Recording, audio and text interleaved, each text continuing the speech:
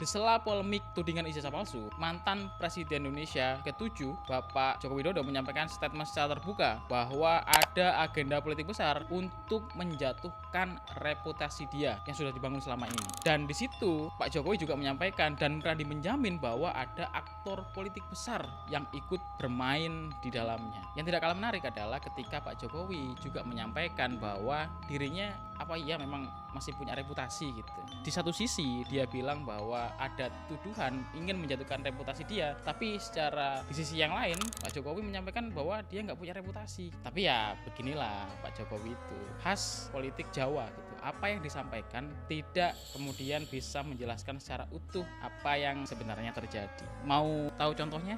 Nah, pertanyaannya selama ini Pak Jokowi ngapain di Solo? Saya akan full mendukung PSI.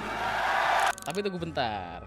Apa iya sih Pak Jokowi itu punya reputasi yang tinggi selama menjabat sebagai Presiden Indonesia? Nah, untuk membuktikan itu coba kita cek nih ya datanya. Dari survei Politika Research Consulting yang dilakukan di akhir periode kepemimpinan Pak Jokowi, ada 77,6% masyarakat yang puas dan sangat puas terhadap kinerjanya Pak Jokowi. Selain itu juga ada 56,6% masyarakat yang mengaku sebagai loyalis Pak Jokowi. Jadi secara angka gitu ya, secara statistik Pak Jokowi masih punya cukup reputasi di masyarakat walaupun hari ini sudah setahun lebih gitu ya beliau tidak menjabat. Saya masih yakin bahwa reputasi Pak Jokowi itu masih cukup tinggi di hati masyarakat Indonesia. Nah, maka dari itu reputasi ini yang perlu dijaga gitu. Kenapa harus dijaga? Yang pertama, anak Pak Jokowi hari ini masih menjabat sebagai wapres. Ya masa enggak nanti di 2029 enggak mau jadi capresnya ya kan? Nah, yang kedua, ada satu menantu Pak Jokowi yang hari ini menjabat gubernur periode pertama. Masa iya enggak lanjut periode kedua ya kan? Nah, maka dari itu disitulah